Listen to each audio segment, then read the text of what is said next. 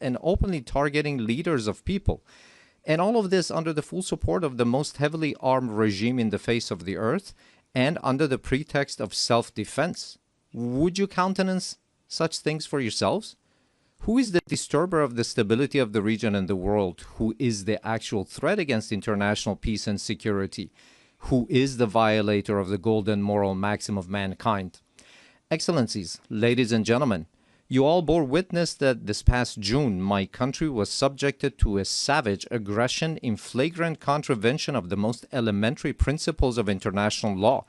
The aerial assaults of the Zionist regime and the United States of America against Iran's cities, homes, and infrastructures, precisely at a time when we were treading the path of diplomatic negotiations, constituted a grave betrayal of diplomacy and a subversion of efforts towards the establishment of stability and peace. This brazen act of aggression, in addition to martyring a number of commanders, citizens, children, women, scientists, and intellectual elites of my country, inflicted a grievous blow upon international trust and the very prospect of peace in the region. Should we fail to confront such perilous breaches of international norms, these aberrations shall spread to engulf the world. The assault upon nuclear facilities under safeguards and international supervision, the open attempt to assassinate leaders and duly constituted officials of UN member states, the systematic targeting of journalists and members of the press, and the killing of human beings who solely by the reason of their knowledge and expertise are converted into military targets. Again, would you countenance such acts for yourselves? With this behavior, they have killed at the very least over 35,000 innocent civilians in Gaza. They have deprived them of food, drinking water, medication, and proper health care. Those who have perpetrated such crimes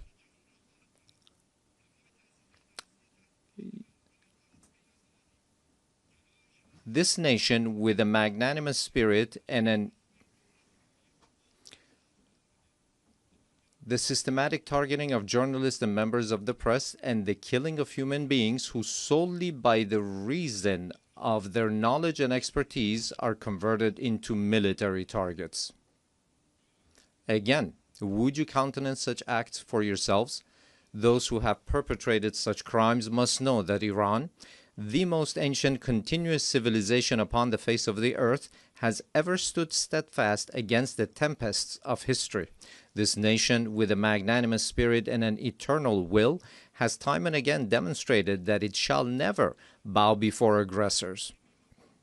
And today as well, in the face of the transgressors, it stands upright with reliance upon the power of faith and its national cohesion.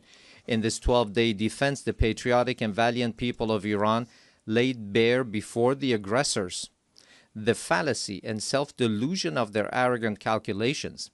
The enemies of Iran unwittingly fortified the sacred national unity.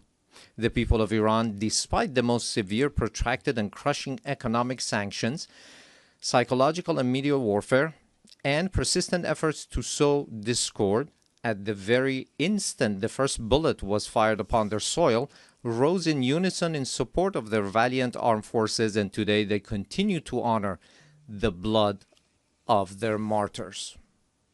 Here, in the name of all Iranian people, I extend my heartfelt gratitude to all personalities, nations, governments, and international and regional organizations that stood in solidarity with Iran during this war.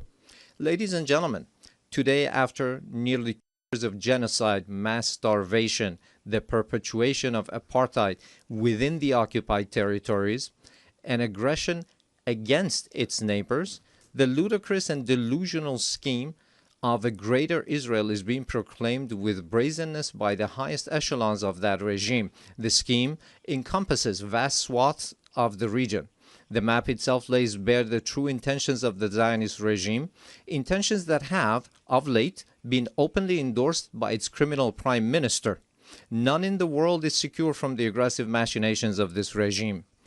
It is manifest that the Zionist regime and its sponsors no longer even content themselves with normalization through political means. Rather, they impose their presence through naked force and have styled it peace through strength. Yet, this is neither peace nor power. It is nothing but aggression rooted in coercion and bullying. But we envision our powerful Iran alongside powerful neighbors within a strong region with a radiant future. A future in which we stand together against a grand project that imposes genocide, destruction, and instability upon the region.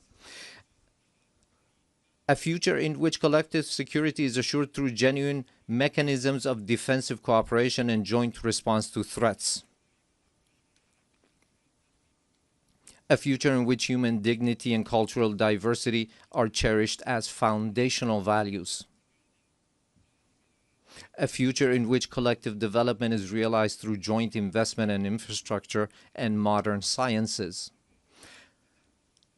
A future in which energy security and the equitable use of vital resources from the pillars of economic stability. A future in which the environment is safeguarded for posterity. A future in which national sovereignty and the territorial integrity of states are regarded as non-negotiable principles, a future not in pursuit of peace imposed by force, but founded upon strength derived through peace. In such a strong region, slaughter and bloodshed shall find no place.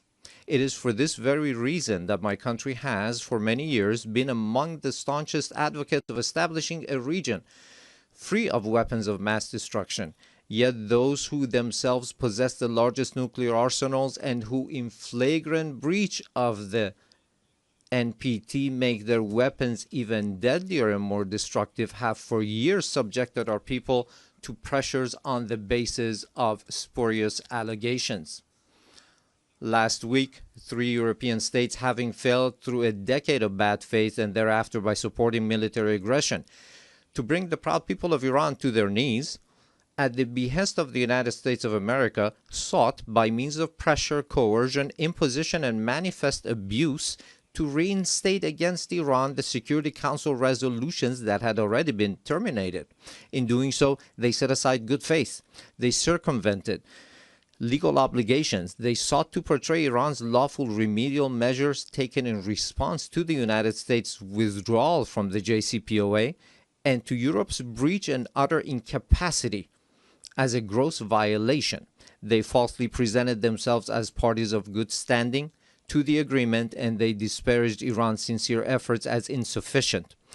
All of this was in pursuit of nothing less than the destruction of the very JCPOA, which they themselves had once held as the foremost achievement of multilateral diplomacy. This unlawful measure, which has also met the opposition of certain members of the Security Council, possesses no international legitimacy and will not garner the approbation of the international community. I hereby declare once more before this assembly that Iran has never sought and will never seek to build a nuclear bomb. We do not seek nuclear weapons. This is our belief based on the edict issued by the supreme leader and by religious authorities. Therefore, we never sought weapons of mass destruction, nor will we ever seek them. Whereas those who disturb the peace and stability in the region lies in Israel, but Iran is the one that is being punished for those actions. There is a poem that roughly says something to the effect that someone in one side of the world does something to disturb the peace and someone else is punished for those actions. Ladies and gentlemen, the Islamic Republic of Iran welcomes peace and stability. We believe that the future of our region and of the world must be built upon cooperation, trust, and shared development. In this framework, Iran supports the peace process between the Republic of Azerbaijan and the Republic of Armenia and hopes that its outcome shall be enduring and serve as a foundation for improved relations between these two neighboring states. Iran also hopes that the efforts to bring an end to the war in Ukraine may result in a just and lasting agreement between Russia and Ukraine and bring solace to the human suffering caused by this crisis. Iran welcomes the defensive pact between the two brotherly Muslim countries, the Kingdom of Saudi Arabia and the Islamic Republic of Pakistan, as a beginning for a comprehensive regional security system with the cooperation of the Muslim states of West Asia in the political, security, and defense domains. Finally, Iran condemns the criminal aggression of the Israeli regime against Qatar, which resulted in the martyrdom of a number of Palestinian and Qatari nationals, and declares its support and solidarity with the government and people of Qatar. Ladies and gentlemen, true security is not achieved through force, but through confidence building, mutual respect, regional convergence, and multilateralism grounded in international laws. Based on this foundation, a call upon all to practice listening to one another instead of raising voices, to re-examine the intellectual premises of polarization and political violence, which today ensnares not only